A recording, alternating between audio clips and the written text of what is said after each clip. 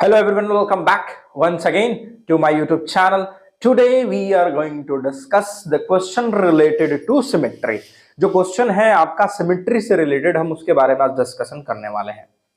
और आज का discussion, it means that today discussion is very important for you because in the last two videos I have explained the concept of symmetry.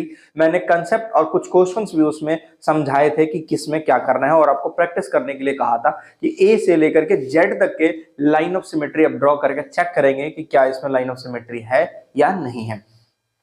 आज हम लोग उसी से रिलेटेड कुछ अच्छे क्वेश्चंस, जो बच्चे कंफ्यूज होते हैं या आपको ये आने से आपके सामने जब ये क्वेश्चन आएगा यू विल गेट कंफ्यूज कि what to do and what not to do. तो वो चीज की सॉल्यूशन मैं लेकर यहाँ पे आया हूं आपके लिए। And now we are going to discuss the question one by one, एक एक करके डिस्कस करेंगे। So let's come with me, focus on the board and pay attention. चलिए पहला क्वेश्चन पढ़ते हैं। Write the line of symmetry does, ठीक है, क्या कहता है, write the line of symmetry. Line of symmetry हमें लिखना है। डज मैथमेटिक्स हैव, यानी इस लेटर्स में जितने भी दिए गए हैं, इस वर्ड में जितने भी लेटर दिए गए हैं, इनके लाइन ऑफ सिमेट्री हमें बताने हैं कि कितने लाइन ऑफ सिमेट्री इसमें है। तो हम कैसे बताएंगे इसमें लाइन ऑफ सिमेट्री? तो सबसे पहले हम क्वेश्चन नंबर 1, हम यहाँ पे सॉल्यूशन, आज मैंने थोड़े से अपोजिट कर दिया, क्वेश्चन इधर और सॉल्यूशन यहाँ पे।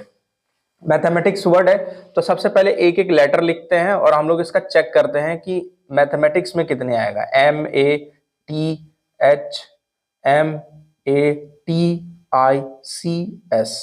ठीक है। तो अब मैथमेटिक्स में देखते हैं। तो एक तो M में यहां से आएगा, A में भी यहां से बीचों बीच आ जाएगा, T में भी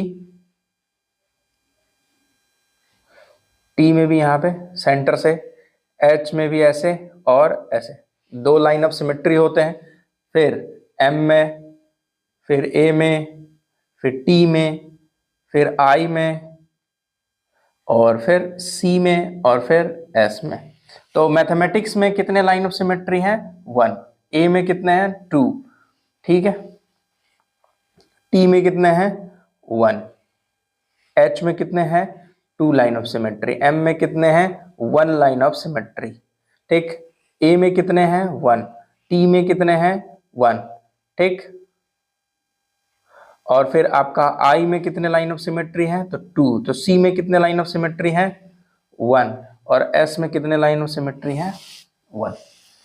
तो इन लेटर्स में इतने लाइन ऑफ सिमेट्री हैं, आप यहाँ पे देख सकते हैं। मैंने ड्रॉ करके आपको दिखा दिया कि M में स्ट्रेट, A में भी, T में भी, H में एक वर्टिकल और एक हॉरिजॉन्टल, फिर M में वर्टिकल, A में वर्टिकल, T में वर्टिकल, I में एक वर्टिकल और एक हॉरिजॉन्टल, C में हॉरिजॉन्टल और S में हॉरिजॉन्टल। अगर कहीं क्वेश्चन पूछता है कि लाइन ऑफ सिमेट्री बताइए जो वर्टिकल हो, हॉरिजॉन्टल हो, तो आपको यहां से पता चल जाना चाहिए कि ऊपर से अगर आ रहे हैं तो वर्टिकल है, या नीचे से ऊपर जा रहे हैं तो वर्टिकल है। इस तरीके से हॉरिजॉन्टल ये होता है, जो एम्पायर कहता है ना 4 रन, तो दैट इज द हॉरिजॉन्टल।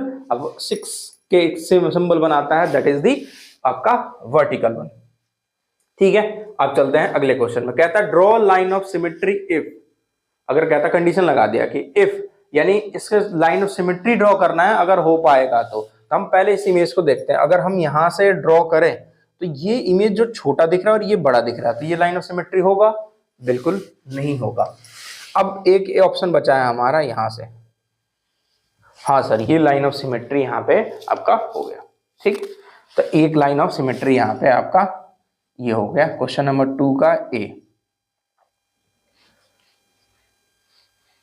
ठीक है।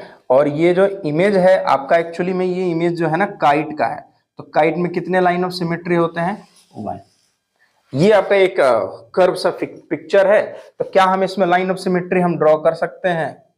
सर ड्रॉ तो अगर हम ऐसे इसको बांटें तो इधर छोटा इधर ज्यादा बड़ा, इधर बड़ा इधर ज्यादा छोटा हो रहा है।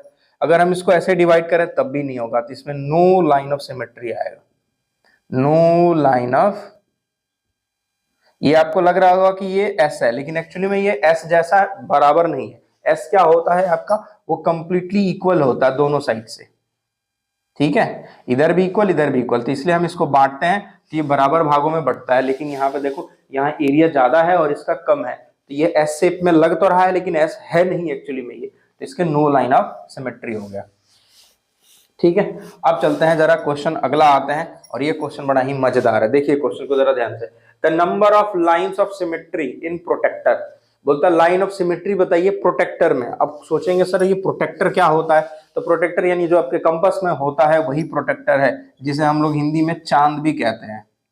आपने इस तरीके का एक डिवाइस देखा होगा, उपकरण, जिसको आप लोग के लिए आजकल नोबिता का गैजेट बन चुका है। ठीक है, चलिए, तो ये आपका हो गया प्रोटेक्टर। अब प्रोटेक्टर में यहाँ पे एक बिल्कुल सेंटर पे लाइन होती है और यहाँ पे आपका एक लाइन होता है, तो हम इसको बराबर यहां से बांट सकते हैं। ठीक है, तो बराबर बांट सकते हैं।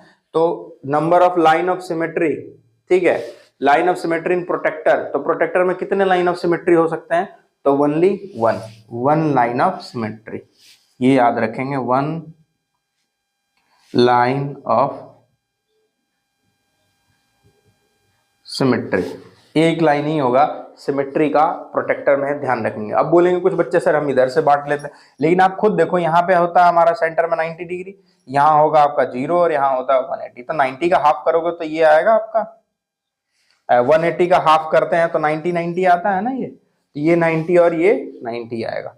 तो लाइन ऑफ सिमेट्री इसमें प्रोटेक्टर में आपका दोनों साइड बराबर हिस्से में बटे, यही एक ऑप्शन है, दूसरा कोई ऑप्शन नहीं। अगर इसको थोड़ा सा मैं ट्विस्ट करूं तो ये ना सी जैसा दिख रहा है आपको, ठीक है, ये देखो सी जैसा, और सी में एक ही लाइन ऑफ सिमेट्री होता है, ये भी आपने देखा था वहां पे। ये अब बन गया डी, तो ये चीज का आप लोग ध्यान रखेंगे कि लाइन ऑफ सिमेट्री कितने हैं। अब हम लोग क्वेश्चन नंबर 4 डिस्कस करेंगे। क्वेश्चन नंबर 4 हमारा पढ़ेंगे ध्यान से जरा, क्या लिखता, the number of lines of symmetry in a rectangle and a square are. तो लाइन ऑफ सिमेट्री बताना है, एक रेक्टेंगल और एक स्क्वायर में कितना होगा। तो रेक्टेंगल का मैंने ड्रॉ कर रखा है 2।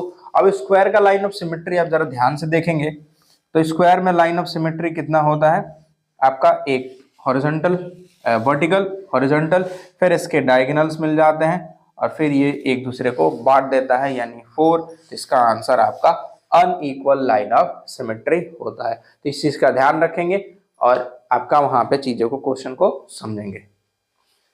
थोड़ा सा आगे की तरफ और उन क्वेश्चंस को भी करेंगे जो हमारा आखिरी क्वेश्चन बचा है। यहाँ पे पूछता है how many line of symmetry does a right angle triangle have. कहता लाइन ऑफ सिमेट्री बताइए जो राइट एंगल ट्रायंगल में होगा। तो लाइन ऑफ सिमेट्री बताना है हमें राइट एंगल ट्रायंगल में। आपने कल ट्रायंगल का कंसेप्ट आपको मैंने बताया था और उसमें मैंने 3 कंसेप्ट्स बताए थे ट्रायंगल के। मैंने 3 चीजें बताई थी ट्रायंगल के बारे में कि ट्रायंगल में आपके 3 चीजें होती हैं, एक होता है इक्विलैटरल, दूसरा होता है आइसोसेलेस और तीसरा होता है स्केलेन ट्रायंगल। तो आप खुद सोचो, राइट एंगल ट्रायंगल बोला है तो पहले हम एक डायग्राम ड्रॉ करते हैं और राइट एंगल ट्रायंगल का एक पिक्चर को समझते हैं। राइट एंगल बोल दिया यानी ये 90 हो गया। अब क्वेश्चन में लॉजिक सिंपल सा, ये 90 है और इक्विलैटरल ट्रायंगल में 60 होती है सभी एंगल की वैल्यू, यहां तो 60 हो नहीं सकता है, तो वो तो इक्विलैटरल वाला कैंसिल हो गया। 2 ऑप्शन बचे हैं आपके पास, एक बचा है स्केलन और दूसरा ऑप्शन बचा है आइसोसेलेस ट्रायंगल। ठीक है, आइसोसेलेस ट्रायंगल बचा है हमारे पास, आइसोसेलेस ट्रायंगल। अब इसमें हम चेक करते हैं कि कौन सा आएगा। आइसोसेलेस का मतलब होता है कि इसके दो कोई भी साइड जो है ना, अपोजिट साइड क्या होंगे, अपोजिट एंगल जो है वो सेम होगा, इक्वल होगा। तो अब जब ये 90 है तो सेम होगा, तो जाहिर सी बात है ये क्या होगा 45। तो जब ये दोनों एंगल हमारा सिमिलर हो जाएगा तो हम एक लाइन ऑफ सिमेट्री यहाँ पे ड्रॉ कर सकते हैं, वो आइसोसेलेस में। ठीक है, अब अगर मान लो इसमें कोई भी एंगल आपका सेम नहीं है, ठीक है, ये 45 है और ये 45 है। अब इसमें पता चला ये 30 है और ये 60 है, तो क्या हम इसमें ड्रॉ कर सकते हैं? नो, इसमें नो होगा, कोई भी ड्रॉ नहीं होगा। क्यों? क्योंकि नो लाइन ऑफ सिमेट्री हो जाएगा आपका, और यहां पे 1 लाइन ऑफ सिमेट्री हो जाएगा। क्यों? क्योंकि इसमें 2 एंगल इक्वल हैं और ये आइसोसेलेस राइट एंगल ट्रायंगल है। ये आइसोसेलेस राइट एंगल ट्रायंगल है और ये 1 वाला हिस्सा यहाँ है और ये है आपका 2 वाला, आपका स्केलेन ट्रायंगल जिसमें no right angle, no line of symmetry है। तब तक उम्मीद करता हूँ आपको चीज़ें अच्छी लगी होंगी। तब तक आप अपने और अपने परिवार का ख्याल रखें। लाइक शेयर सब्सक्राइब करते रहे चैनल को, क्योंकि आप लोग इसमें भी बहुत कंजूसी करते हैं, तो कंजूस ना बने लाइक शेयर सब्सक्राइब करने में। तब तक आप अपना, अपने परिवार का, अपने माता पिता का और अपने देश का और खास करके अपने पड़ोसियों का ख्याल रखें। जय हिंद।